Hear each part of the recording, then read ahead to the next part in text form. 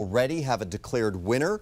Representative Jamie Raskin takes the Democratic nomination for Maryland's 8th congressional district. And in the 4th congressional district, Representative Glenn Ivey secured his party's nomination in tonight's primary. And this is a look at the primary for Prince George's County executive incumbent Aisha Braveboy. She is projected to be the winner there. Thank you for joining us on this Maryland primary night. I'm Scott Thuman. 7 News is your election headquarters, and we're keeping a very close eye on the ballot's biggest races this evening. We've got team coverage all over these matchups that you need to know about, from the governor's race to the U.S. House and all the local contests in your community. Now, here are some of the other major races that have already been called. Another race getting a lot of attention tonight, the Montgomery County executive primary, and the current seat holder there, Mark Elrich, has reached his term limit. So now several candidates are vying to take his place, and it's very close as we speak. Our Maryland Bureau Chief Brad Bell's been following this contest for a long time. He joins us live tonight in Silver Spring from Will Jawando's watch party. Brad, tell us what's happening out there. Well, right now they're in a celebratory mood. If you look at the early numbers, Jawando has a little bit more than a 2% lead over Andrew Friedson. We said coming into this thing that it looked like it was shaping up to be a 3-person race between Jawando, Andrew Friedson, and Evan Glass, all Montgomery County Council members. Very much in line on most of their policies, but each has tried to stake out a little bit different position. Friedson said he is a more anti-tax person. Jawando has said very clearly that he's in favor of progressive taxes. If you make more money, he wants to tax you more to continue to provide services. And we'll see if whose message resonates most with voters. So going into this, we expected this to be a very, very close race. Each of them has their own constituency. Will Jawando, Evan Glass, at-large council members, they have campaigned across this county for a long time. And it does look like it's going to be a very close race. We don't know if it will be decided tonight as the in-person votes from today are coming in. Jawando has gained a little bit of a lead on that, but I have to remind everybody there are a lot of mail-in ballots out there, 90,000 in all issued to Democrats in Montgomery County, and they're not even going to start counting the ones that come in today and the last couple of days until Thursday. Silver Spring, Brad Bell, 7 News. Hey, Brad, if I can real fast while I've got you, if you can hear me, the votes, you said not until Thursday. If we can have Brad back up, can we? No? We'll get back to Brad. There he is. Yeah. Hey, Brad, you were saying not till Thursday, a lot of those votes not being counted. What takes so long there? Yeah, so the drop box votes, a lot of them are going to come in today, right? A lot of them have been dropped in the mail in the last couple of days, and they don't even have them yet at the boards of elections. But they stopped canvassing the ones that were in. The last canvass was Monday. Today's election day. All the election workers are very busy at the polling places. And then tomorrow is an off day with regard to that canvass. But by law, Thursday is when they will start counting all of those new mail-in ballots that will come in and are coming in. They had to be in by 8 o'clock tonight, but some will still be arriving in the mail in the days ahead. So that's what it is. All right, good explainer, and obviously we'll have to be a little patient there. Thank you, Brad. All right, well, listen, voters are also deciding who will become the top prosecutor in Prince George's County. Tara Jackson is currently the interim state's attorney after former top prosecutor Aisha Braveboy left that job to become county executive. Jackson is facing 2 challengers in tonight's primary. Our Christian Flores has been following that race all day. He joins us now live from Tara Jackson's watch party in Largo. Christian, what's happening where you are? Well, we've had a lot of close races around Maryland today. This so far hasn't been one of them. Throughout the evening, we've been getting some results drops, and Tara Jackson's maintained a lead between 15 and 20 points, and each time we get that announcement, we've seen a crowd out here just absolutely jubilant, really erupting every time that they're hearing that this margin is staying around 15 to 20 points. Now, look, this is the race for the top prosecutor in the county, so, you know, what we've been hearing from all the candidates really throughout the campaign, accountability, accountability, accountability. Their platform's largely really a lot of similarities, but one of the ways that Tara Jackson has really tried to separate herself from Wanika Fisher and Karen Piper Mitchell, the other two candidates in this race, is that she said, look, I've been the interim state's attorney already. You want a steady hand, and so far it seems like voters, that message has been resonating with voters where they're getting a bit of a steady hand, where she's mentioned Prince George's County crime has really started declining, and this is just too important of a job to really change midstream. She says it's a really tough job to learn on the job, so that's one of the things that she's really tried to separate herself from the rest of the pack, and so far she's had a commanding lead. Obviously still a lot of votes from election day to count, but so far we've gotten all of the early votes and mail-in ballots and quite a few of the election day ballots, but obviously this is something that we're still waiting to see more of. We're also waiting for Tara Jackson to arrive to her watch party. She's set to speak really any moment. As soon as she speaks, we'll be sure to bring you what she says later on. Reporting live, Christian Flores, 7 News. Okay, Christian, meantime, the governor's race was at the top of the ticket, and it's been called for incumbent Wes Moore. He faced one challenger, Eric Felder. Now, 7 News spoke to Moore to get his thoughts on tonight's primaries. I'm proud of the progress that we've done thus far, but we have more work to do. And that's why I'm asking for another 4 years. We know we have more work to do, particularly when we're looking at the type of challenges we are seeing from Washington, D.C. So we're ready to work, we're ready to win, we're ready to fight.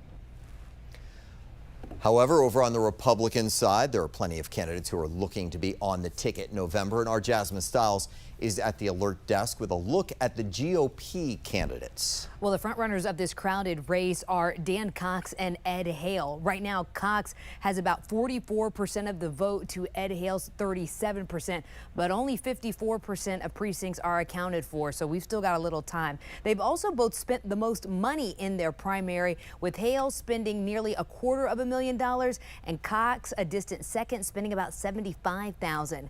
Hale is a retired bank executive and owns an indoor soccer team. He was registered as a Democrat but switched parties to run for governor on the Republican side. If Cox's name sounds familiar, it's because he faced off with Governor Wes Moore back in 2022, losing to Moore with only 32% of the vote. He was also elected to represent Frederick County as a state delegate in 2019. Other candidates here in this very crowded race include Carl Brunner Jr., L.D. Birkendine, Douglas Larcombe, John Myrick, Michael Oakes, and Shannon Wright. Scott? Yeah, definitely a packed field. All right, Jasmine. Well, we also have a crew at Ed Hale's watch party, and Jessica Babb with our sister station in Baltimore. She's following that campaign. She'll join us for a live update at 10:45 tonight, which will be streaming also on our website, WJLA.com. Our Maryland primary election night coverage continues right after this.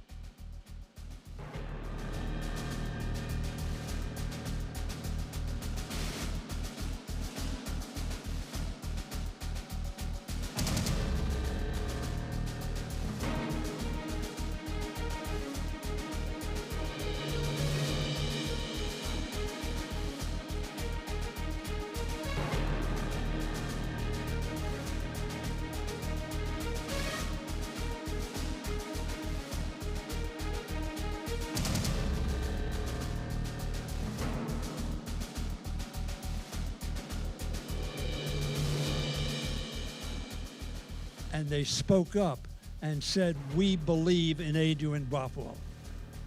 And they recommend.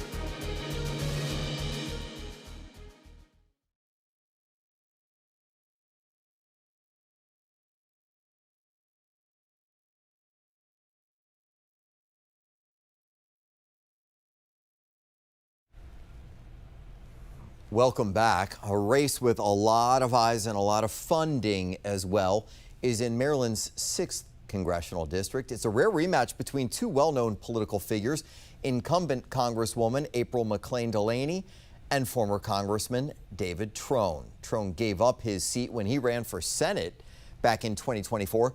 Now he wants that seat back. Our Josh Chapin has been closely following this race. He's in Frederick with David Trone's watch party. Josh, how do they feel down there? Obviously, it's a tense night in a lot of ways. Yeah, Scott, it's a tense night, but I'd say it's a very upbeat night here inside this brewery in downtown Frederick, the Steinhardt Brewery, right here in the heart of downtown Frederick. David Trone's supporters have been here drinking, mingling, eating.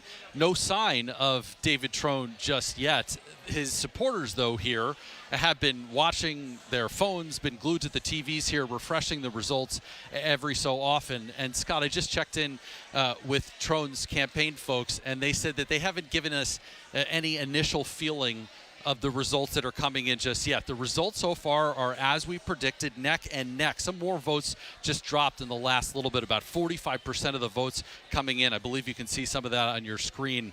The incumbent, April McClain Delaney, up about 1,000 votes. It was 700 and kept shifting up 700 each time, but now she's up about 1,000 votes. And Scott, we know that there are 8 Democrats and 3 Republicans in this District 6 seat in Maryland, but we are focused on the Democratic frontrunners. That is David Trone and April McClain Delaney.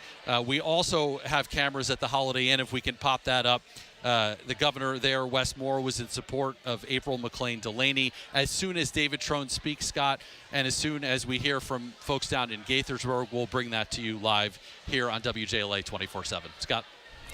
Yeah, and Josh, so much money being spent on this race, but as you point out, it could be neck and neck. We may have to be patient on this one. We'll check back in with you once, of course, we see and hear from David Trone. In the meantime, this is a live look at Representative April McClain Delaney's watch party. That is in Gaithersburg, Maryland. She's expected to speak later tonight. We're going to be keeping a real close eye on that stage when she does, and we'll keep you updated.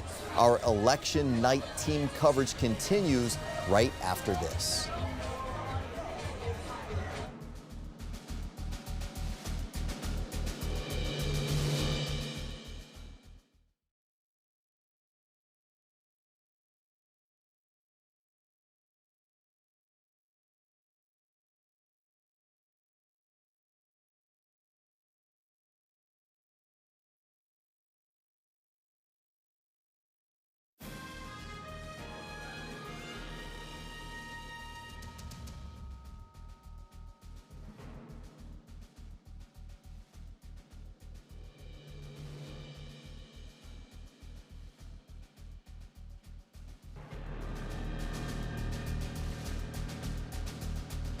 Throwing of bricks and this, that, and the other.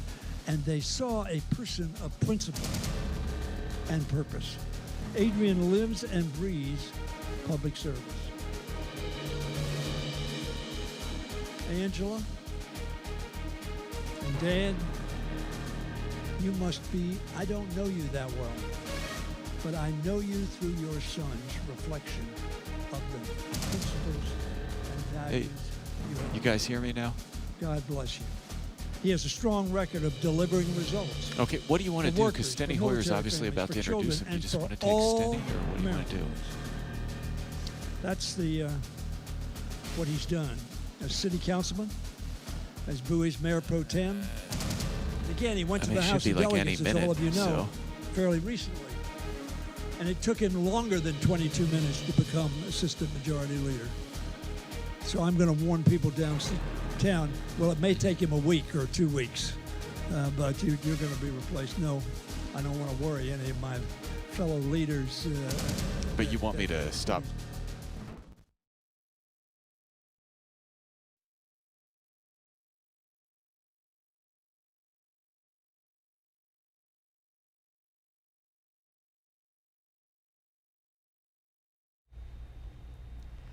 Welcome back, everyone. We continue to track the big races in Maryland's primary election tonight, including the state's 5th congressional district. Now, multiple Democratic candidates and 3 Republicans are running for that seat. And here are the results so far. As you see, it looks like, well, Adrian Boafo, who a lot of people thought was going to be the one to take away the victory tonight, sure looks like he is cruising right toward that with 32% of the vote despite that big field.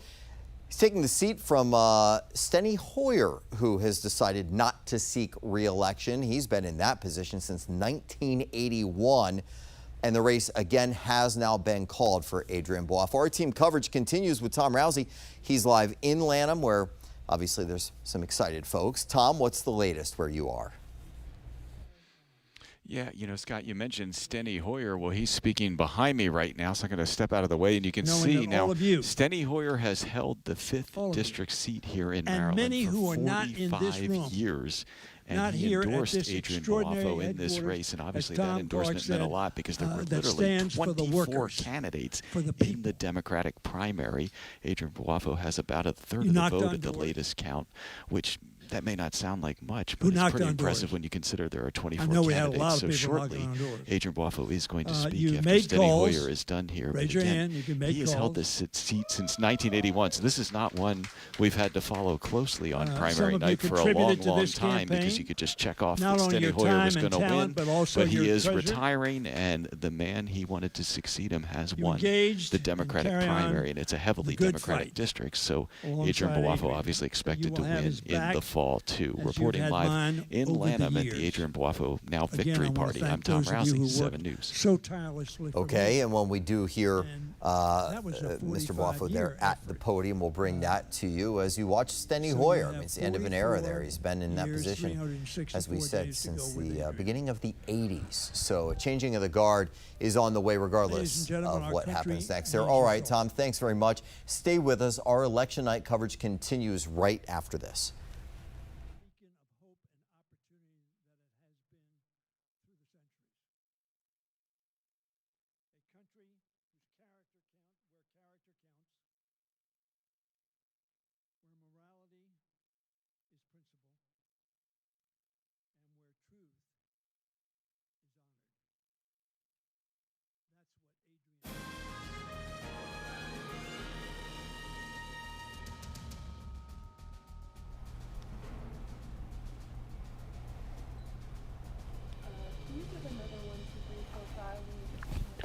One, two, three, four, five.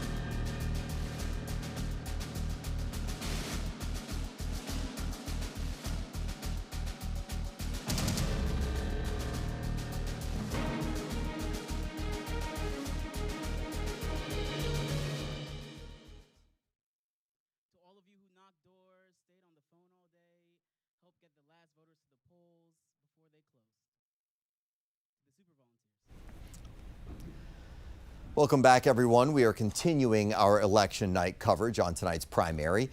And joining us now is political strategist Len Foxwell. Great to have you with us. He's a former Chief of Staff to Maryland Comptroller and adjunct member of the Center for Leadership Education at Johns Hopkins University. Thanks for being here tonight. Let's start with any surprises, anything that's jumping out to you as the major headline this evening so far. Not yet, and obviously there's plenty of time left to go on primary night, and a couple of these races, the Montgomery County Executives race comes to mind. This could go on for a couple of days. There is one race that bears watching, and that is in Senate District 39 in Montgomery County, where longtime Montgomery County State Senator Nancy King, again, with less than 50% of the vote in, but she appears to be losing to her primary challenger. And that would be another evidence of a generational shift in the General Assembly. She is one of the last remaining members of a long-standing old guard of centrist Democrats on issues like taxation, regulation, economic growth, and just a general posture toward Trump and his administration. Yeah, we're seeing a tough time for some centrists out there these days, That's just right. across the political landscape. Is there, with that in mind, Len, is there anything that you're seeing either tonight or just in general that makes you think, well, we're going to see some strategies that have to change, or is there something different going on within the parties when you look at primary results like tonight? Well, I think that if you take a step back and look at the composition of primaries on both sides of the aisle, I mean, like we see in the Republican Party, where Dan Cox, who is by any metric on the far extreme right of the Republican Party, he is going to win his second consecutive nomination. And we're seeing on the Democratic side where the centrist wing of the party has all but been rendered extinct in the Maryland General Assembly, and even in the 5th Congressional District with Adrian Boafo, he withstood heavy incoming fire from a collection of candidates, all of whom are trying to stake out ground on the far left of the party, and using some very inflammatory, borderline, dare I say it, anti-Semitic language to try to curry favor with the activist wing. And so I don't think it has worked in the 5th District. I think the opposition made 3 tactical errors in the 5th District.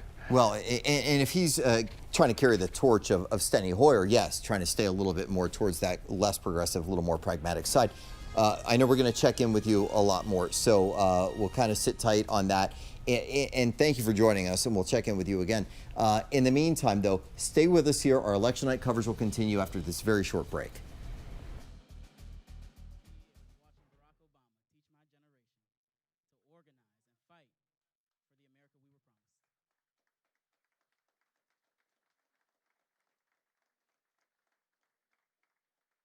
Both Steny and I served in Annapolis. Now, he served in the Senate, I served in the House. I clearly am biased today. I think the House is a better place to serve. But we fought really hard, striving to make Maryland the leader on civil rights and education and health care, on protecting our veterans and expanding economic opportunity.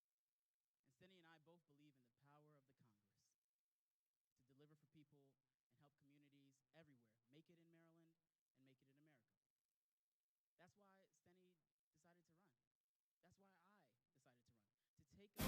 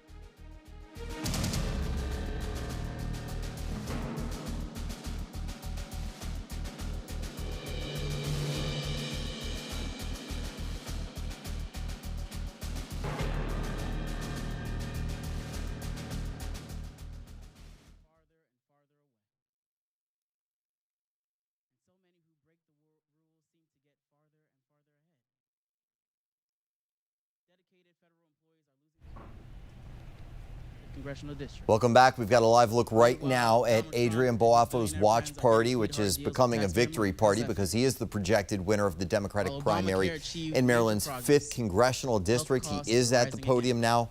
Let's listen see what's happening in Washington. Republicans are still doing everything they can to turn back the clock. The prices of gases, groceries, and everyday necessities are going up. It's getting harder and harder and harder to find housing that doesn't eat up most of your monthly paycheck. Affordability, access, and accountability. These must be our watchwords, and they will be my guideposts in the Congress.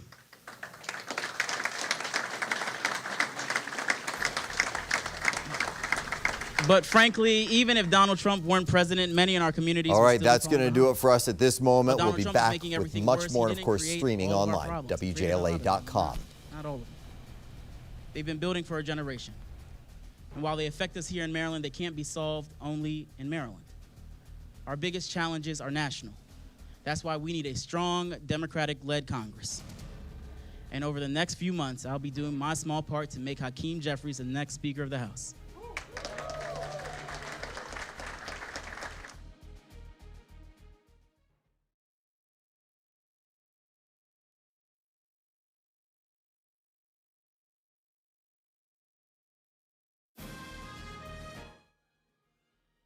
Generation didn't believe someone like me could be a part of the institution or even a part of democracy.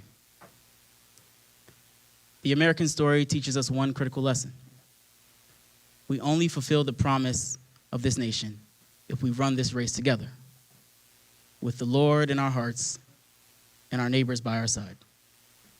Ladies and gentlemen, the torch is in our hands. We either run with it or watch it burn out. Now tonight we're holding it high. I'll tell you that. We're feeling good. And as my favorite president says, I'm fired up. I'm ready to go. I'm ready to run. I'm ready to work. And frankly, ladies and gentlemen, the work before us is heavy. It's hefty. Now, before I close, y'all know I'm about 5. That shouldn't have been that funny, y'all. I see some people over laughing over here. I can get y'all later. Okay. And a gift that was given to me by Mr. Hoyer, I couldn't tell if it was a prank or a gift, by Mr. Notter, who's standing in the back there, is a stool I'm standing on now. Trust me, we tried this little exercise without the stool. It didn't really work out well. Here we are. This stool belongs to an amazing woman. Her name is Barbara Mikulski.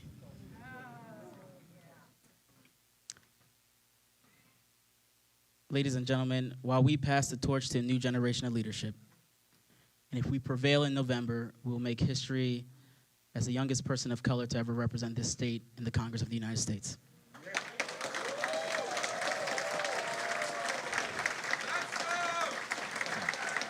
But ladies and gentlemen, I do this by standing on the shoulders of the great Steny Hoyer, of Ben Cardin, of Barbara Mikulski, of Paul Sarbanes, of amazing, legendary Marylanders who came before us.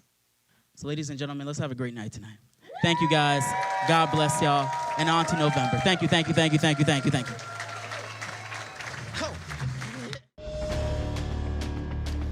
Maryland's primary election results are pouring in, and many races already have a declared winner. Representative Jamie Raskin has won the Democratic nomination for Maryland's 8th congressional district. And in the 4th district, Representative Glenn Ivey secured his party's nomination in tonight's primary. And this is a look at the primary for Prince George's County Executive. Incumbent Aisha Braveboy, the projected winner there. And looking now at the Republican primary for the governor's race, Dan Cox is the projected winner. Thanks for sticking with us on this Maryland primary election night. I'm Scott Thuman. Our extensive team coverage continues right now on all of the major races. Our team of journalists is across the state tracking the latest numbers and talking to candidates as those results come in. Now, one that has gotten a lot of attention, the Montgomery County Executive primary.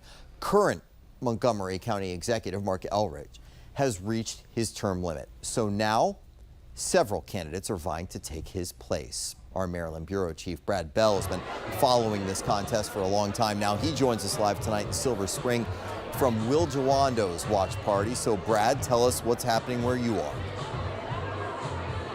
Yeah, well, they're in a celebratory mood here right now. Look, this race was expected to be very tight, and it is still tight. Three-person race was what we anticipated. There are other candidates in the field, but the front-runners were always considered to be Council members Evan Glass, Andrew Friedson, and Will Jawando. All of the candidates said that they were very close in their own polling, with a lot of undecided voters that they expected to decide late in the race. And what we're seeing now with the returns coming in, the election day returns starting to come in, is it looks like Jawando is getting a good bit of those undecided voters. At this point, he has about a 5 percentage point lead over Andrew Friedson. It appears that Evan Glass is trailing. We have been told that Mr. Jawando will appear here at his party at about 10:45, so they're feeling pretty good about where things stand at this point. But I should caution, and I've been sort of saying all day long that I would not be surprised if this race does not get called tonight because of those mail-in ballots. And you know, precisely because a lot of people were undecided, they might have held on to those mail-in ballots. About 90,000 went out to Democrats in Montgomery County, and we should say that it is vast majority of Democrats here. So this primary really very likely decides who the next county executive is going to be. So a lot of those mail-in ballots are still out there. They're going to be put in drop boxes. They had to be in by 8 p.m. today. They had to be postmarked by today. And as I said before, they're not going to be counting them again until Thursday. So if they are within that margin, that number of mail-in ballots out there, if this gets tighter as the night goes on, it's possible that it will not be decided. But at this point, as the election day voting comes in, it looks like Mr. Jawando is opening up a bit of a lead. Now, he benefited, he believes, and I talked to him about it today, and I talked to the governor today, from the governor's endorsement. The governor came out very strong, firmly in support of Mr. Jawando in the last several weeks. He got a lot of commercials. Mr. Noor appeared with him, and in fact, he did that today at a polling place, and that certainly made a difference. He also had the support of Senator Angela Alsobrooks, another person who's quite popular around here. So it's too early to call, but at this point, they are in a celebratory mood here, and Mr. Jawando is feeling good enough that we expect to see him out here, as I said, in about 10, 11, 12 minutes from now. So, Scott, I'll hand it back into you for now. Yeah, and Brad, as you point out, you know, just because it's called election night doesn't mean it's necessarily results night, and people are going to have to be patient when you have these tight contests. We know you're on top of it.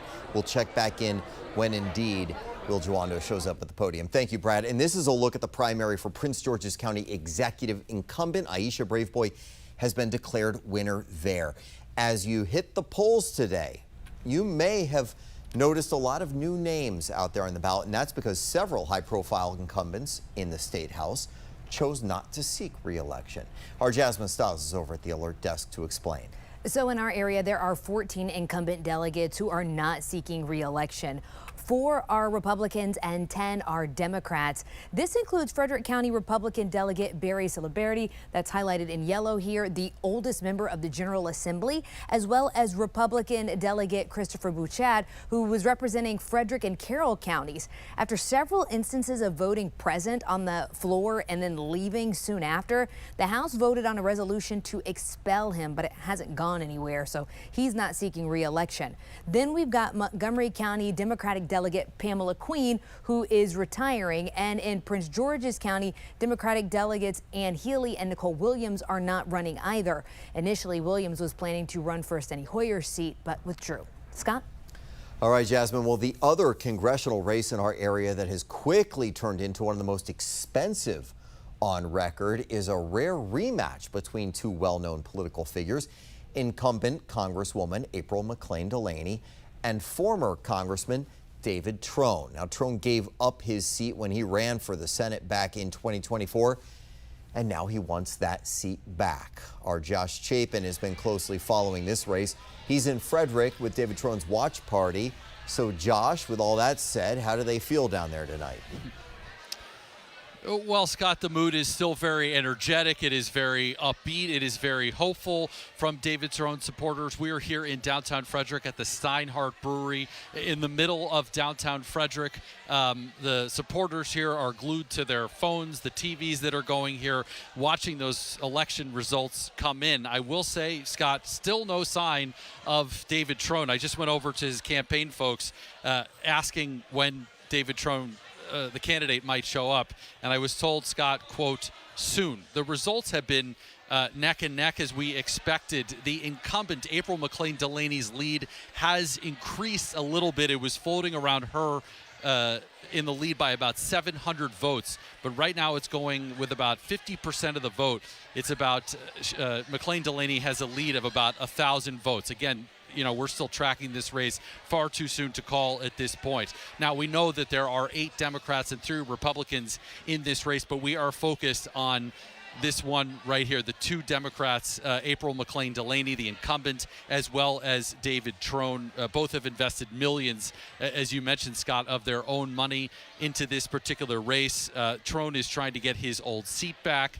He left that district when he went to go run for Senate. He ended up losing that race to now Maryland Senator Angela Brooks. April McLean Delaney is trying to keep her seat, and the two Democrats have been going back and forth. The TV ads have been incredible, about $30 million total in terms of the money spent on this campaign, both of them putting their own money into this campaign to try and sway voters. Again, as soon as we do hear from David Trone, the Total Wine retailer, the founder of Total Wine, we will bring that to you. We also have a camera, Scott, down in Gaithersburg at the Holiday Inn where April McLean Delaney is. I was just texted by our crew there, said that John Delaney, that's April's husband, is about to come out and talk. So we'll see what we have there, and we'll bring that to you live when we do get it. Scott, back to you.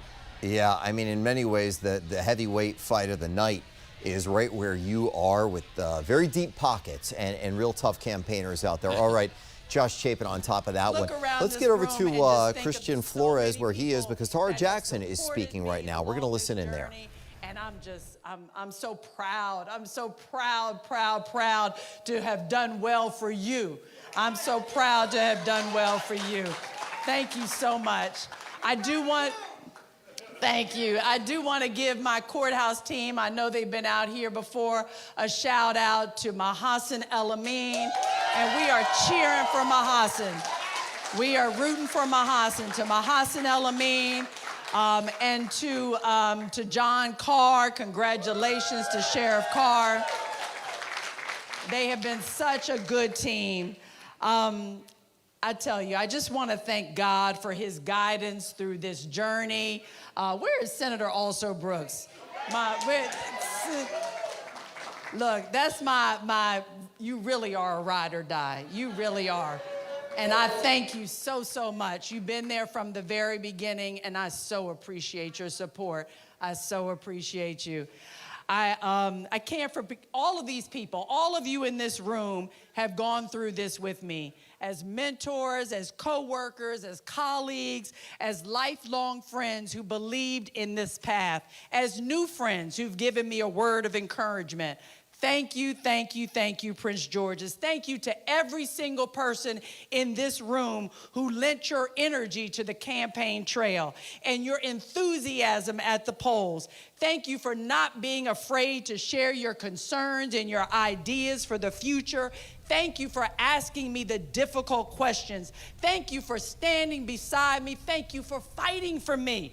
Thank you, not only through this campaign season, but through my entire... All right, so Tara Jackson there, the interim state's attorney, after Aisha Braveboy left that job to become county executive. She's faced 2 challengers and trying to make sure she stays in that position. All right, joining us now, Dr. Stephen Farnsworth, political science professor over at the University of Mary Washington. Always good to have you with us, Professor. As more results come in, what races do you believe voters should really keep an eye on tonight?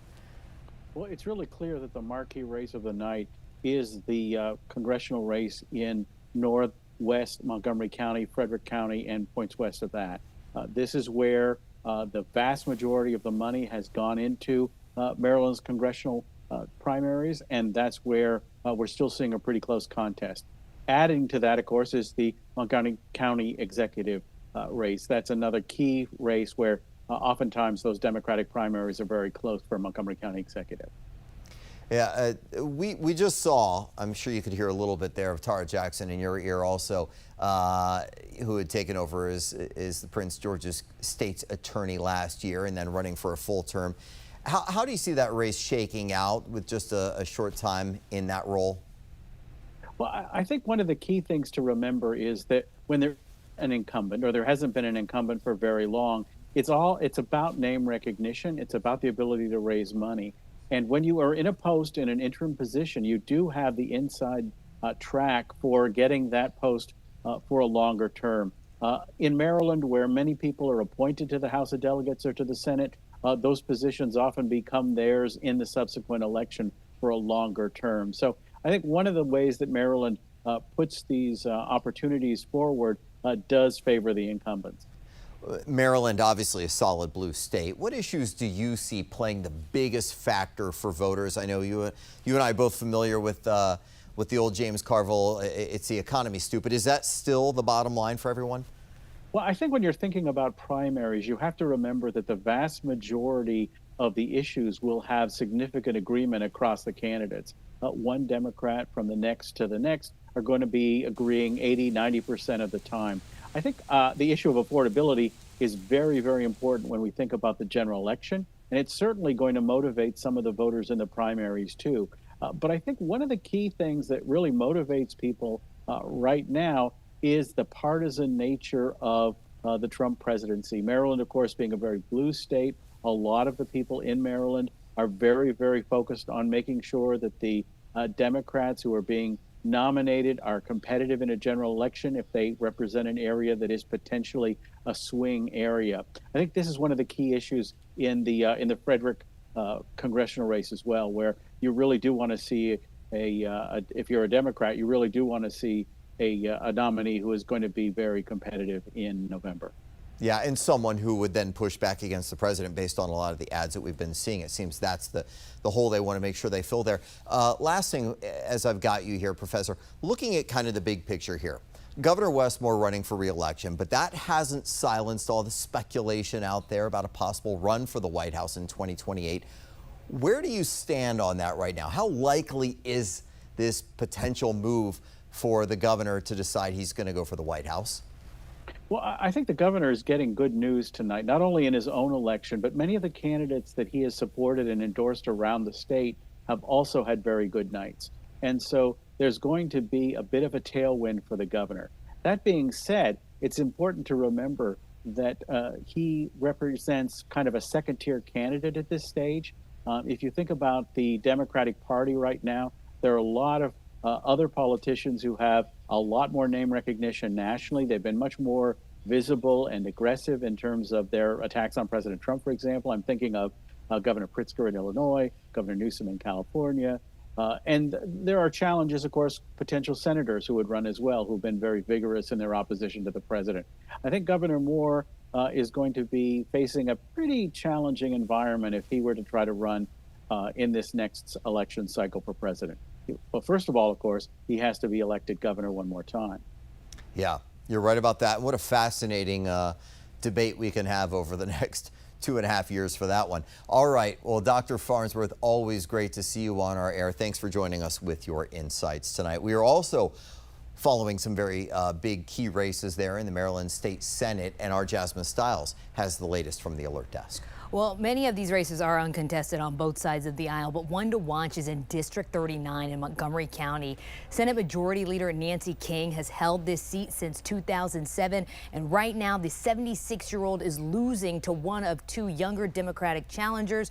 We've got Amar Mukunda, who's in the lead with 48% of the vote to King's 36. Mukunda used to lead the state's largest gun violence prevention program, and then Destiny Drake West founded an organization focused on economic security for women. Now, the nation is also watching District 46 in Baltimore City. Senate President Bill Ferguson hasn't had any competition since 2014, but now he is being challenged by Bobby Le Pen, a sailboat captain and a social media influencer. Ferguson is leading right now 57% to 43%. Scott? All right, bit of a lead there. All right, Jasmine. Well, meanwhile, the governor's race was at the top of tonight's ballot, and incumbent Wes Moore, as we just pointed out a moment ago, faces one challenger, Eric Felber, in the Democratic primary. And 7 News asked Governor Moore about his thoughts on tonight's race. I think, regardless of political affiliation, I think people have a choice about who do you want representing you inside of this moment. Is it a person that shares your values? Is it a person that understands the unique dynamic that we are under right now? We need people who are not just able to push back on what we're seeing on the federal side, but people who are prepared to push forward and show that in Maryland, we actually will defend each other, and we're going to show what right is supposed to look like.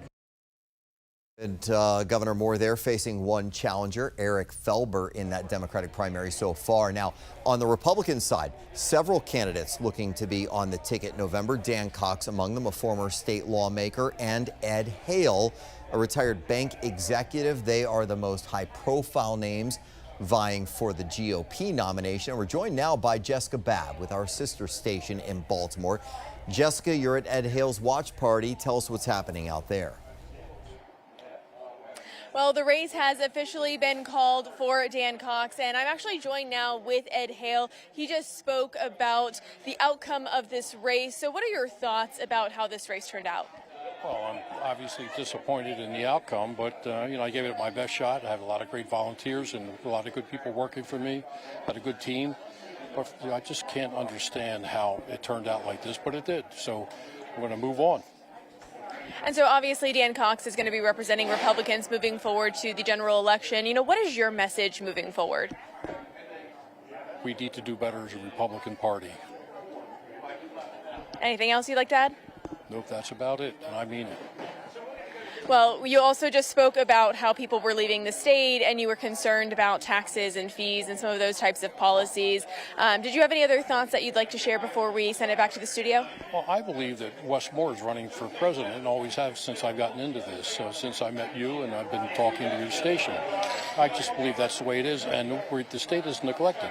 We have an exodus of people from the state, and when I was speaking, just conceding, people were nodding their head. They wanted to get out. They want to get out of here, and it's just not a very good situation. So things are not going to improve, I don't think. Well, and obviously we will have to see how the rest of this campaign season plays out as we head into the general election. Again, Dan Cox will be representing Republicans, challenging Wes Moore moving forward. We'll send it back to you guys in the studio. All right, Jessica, with that firsthand interview and insights into the race there, thank you for that live report. We're returning now to the studio with political strategist Len Foxwell. Thanks for being here. Glad to have your insights throughout the evening. Let's talk about the governor's race. What are your big takeaways, if anything, from this primary night? So first on the governor's race, this is a very good night for Wes Moore, period, full stop. Several of us who have been in this business for a long time can remember 20-some odd years ago when Kathleen Kennedy Townsend, who was the prohibitive favorite for the Democratic nomination in 2002, she ran and got had a little-known, poorly funded challenger win 20% against her in the party primary, and that was a blinking red light that really served as the precursor to her loss in November to Bob Ehrlich. So I think Wes Moore's people were concerned about a substantial protest vote from this little-known challenger who is just the other name on the ballot. And he's avoided that potential pitfall. It looks like he's winning by a very comfortable 88, 89 to 11 or 12% margin. And the big news for him, he gets Dan Cox one more time. Yeah, and he knows this playbook pretty well. What about the idea, and I just spoke, as you heard, with Dr. Farnsworth about this, the idea of Governor Moore setting his sights on the White House and using this as perhaps another leapfrog? Well, again, he avoided a potential pitfall. Mm-hmm. I think that if Eric Felber or Kelber or whatever his name is had gotten, say 20% or 25% as a protest vote, I think that would have been a serious dent in Governor Moore's political armor. Does he run? All signs point to yes. But as your guest pointed out earlier, it's a crowded field. It's a highly distinguished field. But he's going to be able to go on the campaign trail for the next 5 months and talk about his values, his Democratic Party values, his accomplishments over his first term, and his vision for a better state and a better country. And he's going to rack up a commanding mandate in November against a challenger who is simply too extreme for the state of Maryland and Dan Cox. We've talked about how blue the state of Maryland is for most respects. Is there a lesson that the party takes away from a night like tonight? I think what we saw in the 5th District is instructive. There were a cadre of candidates who wanted to make Adrian Boifo's campaign financing the issue. And they were making specifically APAC funding the issue. And meanwhile, while the other candidates were making it about themselves, Adrian Boifo, to his credit, went to the people of the 5th District and talked about affordability of housing, affordability of prescription drugs, affordability of food. And it resonated in a district that has been particularly hard hit by the compression of the federal government, in which Maryland has lost more than 31,000 federal jobs. If I can, I've got one more for you here real fast. We talked about, well, you brought up affordability, which of course is key.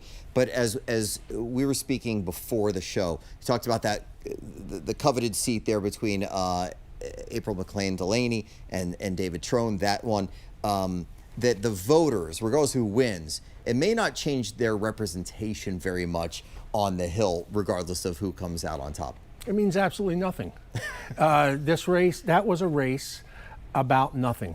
It's the Seinfeld of congressional races.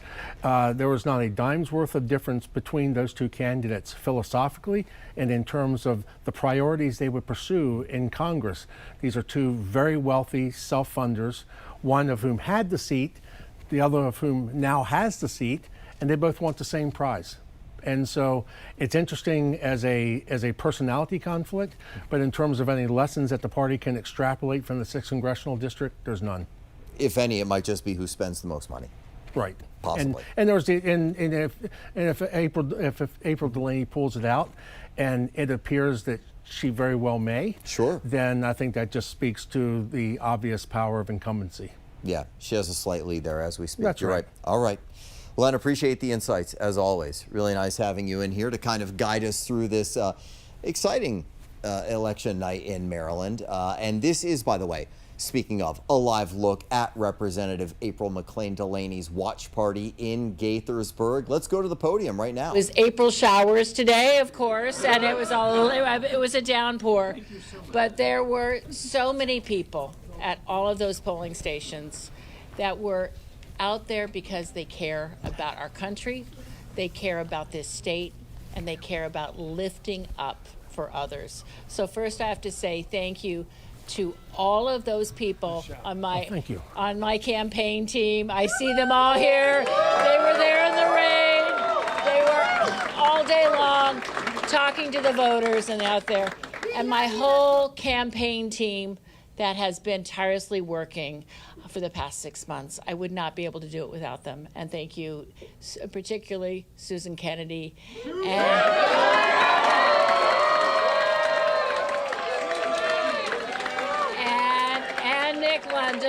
and Nick London. And I have to say to my official team on Capitol Hill and in Frederick, thank you so much. And Kaylee, wherever you are, thank you so much. And the whole group. And Aniston. Thank you to my dear husband, John Delaney, who is also a 3-term congressman from Maryland 6 and has been the most stalwart of friends, of an incredible husband of 36 years. To my 4 daughters and my one that is here. All right, so the hits keep coming here, and you can track all of the races and results as they take shape this evening on our website, WJLA.com. You can also see all of the latest numbers as the count continues. Just head over to that site and click on the news sidebar, Elections. Thanks for being with us during our hour-long special coverage here of the Maryland primary election night. You can continue watching our live coverage over on Channel 7 starting in just a few minutes. We'll see you over there. Have a wonderful evening, everyone.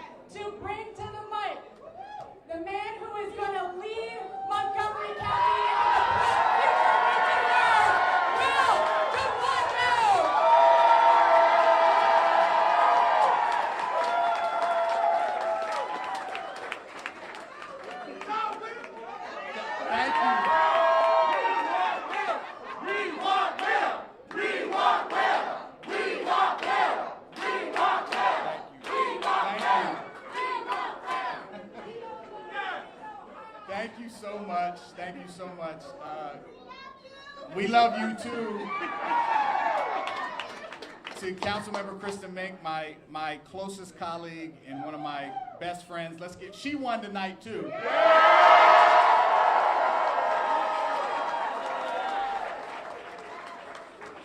And I want to thank, there's a lot of people to thank. I've got my amazing family here.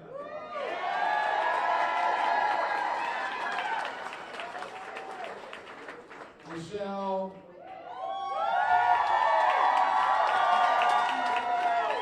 I kept trying to tell people, you really get a 2-for-1. And Michelle is going to be the next First Lady of Montgomery County.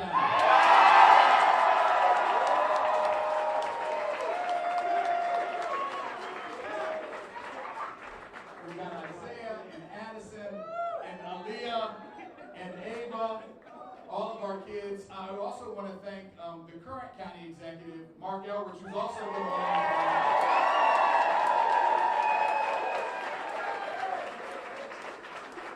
He stood on this stage with me more than a year ago, and I know many of you were here. And we're not done yet, but we're excited about where we are. And before I say one more word, I need to say 2 words. Thank you. Thank you.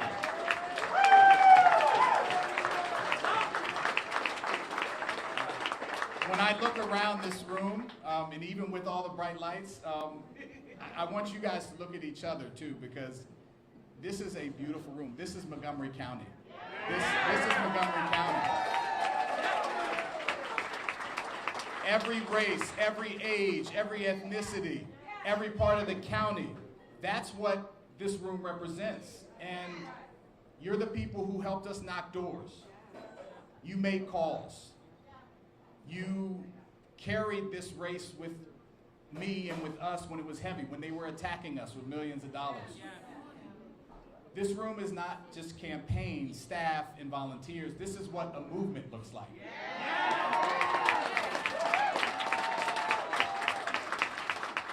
And whatever happens, we still have votes to count. There's still early vote or mail-in ballots out there.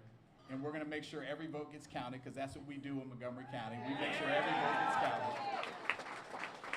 But no matter what the outcome, and as I said, we're feeling really good, it's not going to change what you all did over the last year. I am so proud of this campaign, of the doors we knocked, of the race we run. We didn't go negative. We talked positive. We talked about what we wanted to do.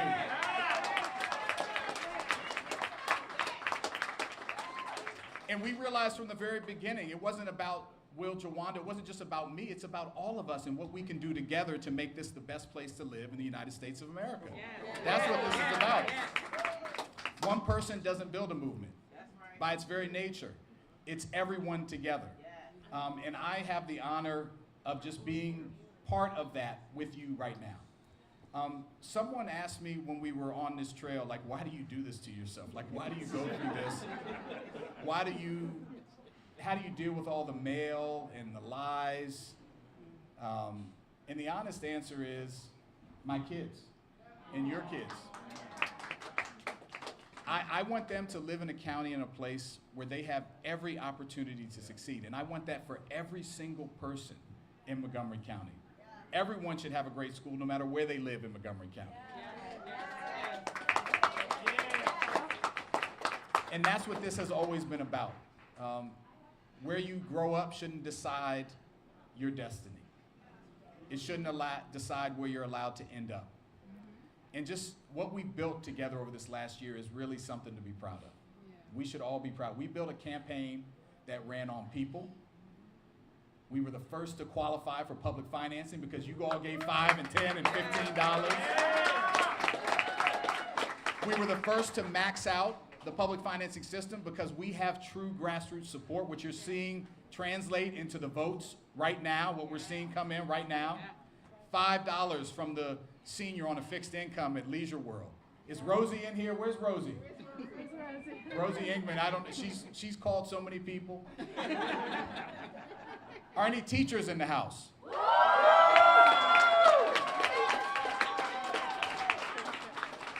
We stood up. I can't tell you how many people at the polls said, I'm voting for you because my daughter's a teacher and I know you're going to fight for her and her students.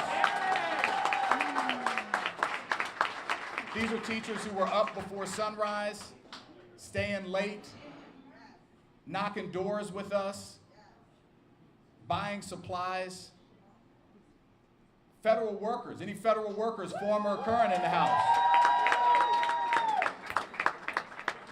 This is a campaign that was built to support you and make sure that you have access to our Mobilize Montgomery and to jobs in our new administration, hopefully. This is for the renters, any renters in the House. Renters who are one increase away from being kicked out and on the street. This campaign was about them. Our seniors who can't deal with increases in taxes. And yes, I voted against tax increases.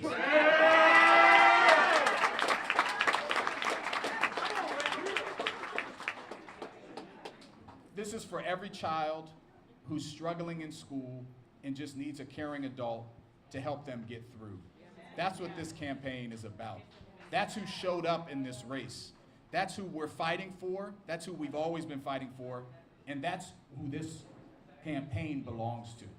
So let me say some thank yous. I want to thank again the MCEA educators of the Apple ballot.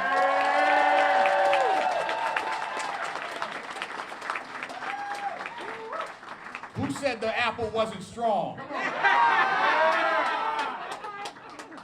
I want to thank CASA in action in our immigrant communities. We are strong because 1/3 of our residents are foreign born. I want to thank Jews United for Justice. I want to thank the American Federation of Government Employees, AFGE, SEIU 500, the AFL-CIO. You're noticing a trend here. We're fighting for working people. And to every Democrat, every Democratic club, every endorser, I see my good friend, former Councilmember Nancy Navarro here. Thank you for putting your name on the line. Thank you for standing up for me when people asked you questions that you knew were untrue and you corrected them anyway. Because that's what we have to do. We're in a day of misinformation. And we have to tell people what's actually happening. To County Executive Elrich, to Councilmember Mink, to Governor Moore, who came through big for us.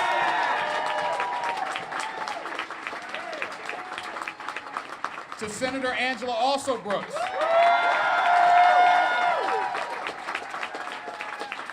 They believe, like I do, that when working people do well, we all do well.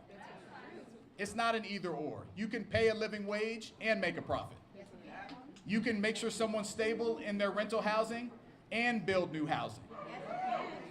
An immigrant can get a job, and so can someone who's been here for 6 generations. It's not an either or. And I want to talk honestly about something that wasn't so great about this race. Not anything you did, but the money that was spent in this race. Because I think it deserves a clear word. Outside groups spent millions of dollars trying to define us before we could speak for ourselves. And I won't pretend that it didn't hurt. I had to hear my kids come home and say, Daddy, why are they talking about you so bad on the TV? But here's what I've come to understand about money in politics. It can buy airtime. It can buy mailers. It can buy the most expensive consultants in the business. It cannot buy whether a person believes they belong here or not. It cannot manufacture the dignity of a neighbor who has simply decided that they're going to step up and make their voice heard. That was never for sale. And it turned out to be one of the things that mattered most. What money bought instead, I want to thank the Affordable Maryland PAC. Was a county full of people who saw the attacks and they said, I'm going to vote for you anyway because I'm going to see through that money. They brought resources.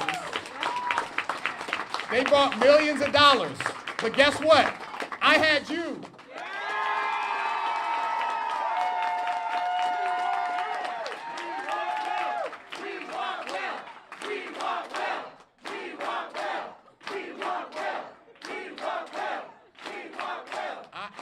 Now that's a trade I would make any day of the week. I'll take this room and the people watching at home over money and corporate interests any day of the week. And we're going to work with everybody. We're going to work with everybody to make sure people have a high quality of life. But what we're not going to do is lie. We're going to tell people the truth. We're going to be honest with them about the challenges and the opportunities we face. And we're going to include everyone in the solutions. That's what democracy is. And when the guy down the street, current occupant of the White House, wants to spend money and lie and divide people, we shouldn't be doing that here in Montgomery County. We shouldn't be sending people mailers that are deceptive. We shouldn't be spending corporate money to lie to people about people's records. We don't tell people to wait their turn. We say, you step up, you get involved, and we're going to listen to you and work with you to get this place to be the best place it can be for everyone. That's right. That's right. That's right. So tonight, it's not over yet, but we are feeling really good. And we've worked hard. But I just have a plea for you. Let's continue to work hard. We're going to make sure every vote is counted. And when we're victorious, when we win this,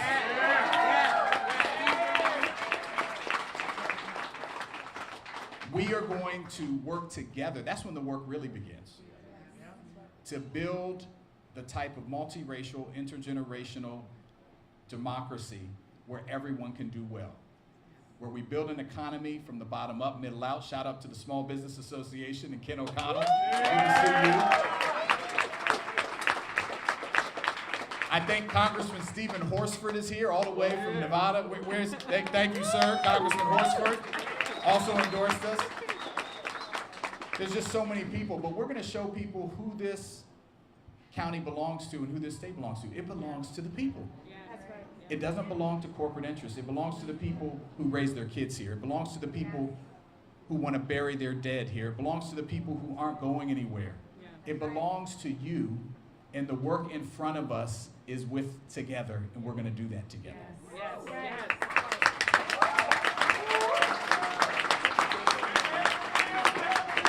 Last thing I want to say for now, I have to thank my wife, Michelle.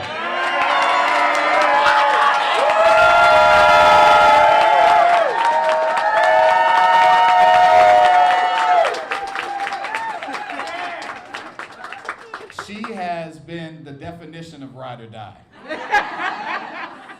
She's a global CEO. She's fine. She's had 4 children. And she has put everything into this campaign. And I am just so happy. I'm happy that we're on the path to be county executive, but I'm even happier that she's on the path to be the First Lady of Montgomery County.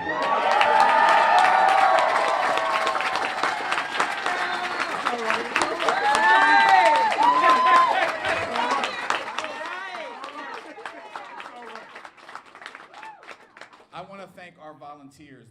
Many of them are standing behind me. Let's give them, anyone in the orange shirt, let's give them a big round of applause.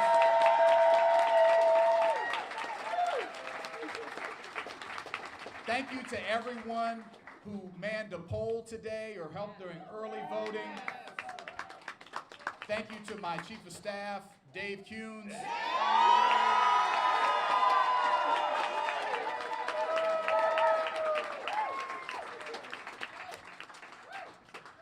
To the entire team, all my office staff, I'm humbled. Again, it's not over. Maybe our lead grew while we were up here. I don't know. Did it grow? Okay. Brad, did it grow? Okay, it grew. Okay. I asked the reporter. He said it grew. So we're going to keep going, but this is just the beginning. A lot of you know I worked for Barack Obama in the White House. And we saw the great library opening last week. And one of the things I remember from him and being there in those early days, working for him in the Senate in the White House, is he was able to galvanize a lot of people to be engaged and involved. But then we it's human nature, we kind of said, okay, we got it, we did it. But we're going to need to stay involved for the fights ahead. If we're going to make housing affordable for every person who lives in Montgomery County, I'm going to need your help. If we're going to build an economy where everyone has a living wage job, I'm going to need your help. If we're going to make sure we eradicate hate, anti-Muslim hate, anti-black hate, anti-Semitism, I'm going to need your help. The work really is going to begin after we get sworn in on December 1st, God willing. And I need you in that fight with me.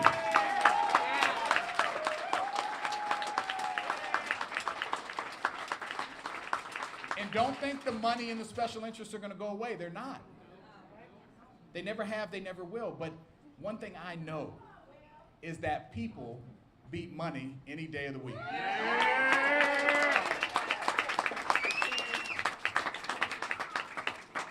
And we're not anti-money. I want you to do well. We want it to have its proper place. We want it to work for the people, not for special interests. And that's what this campaign has been about. That's why we're on the verge of victory. And that's why we're going to build a county that's even greater and stronger, because it's going to be the sum of its parts. Yes. And I just want to say thank you, thank you, thank you. All right.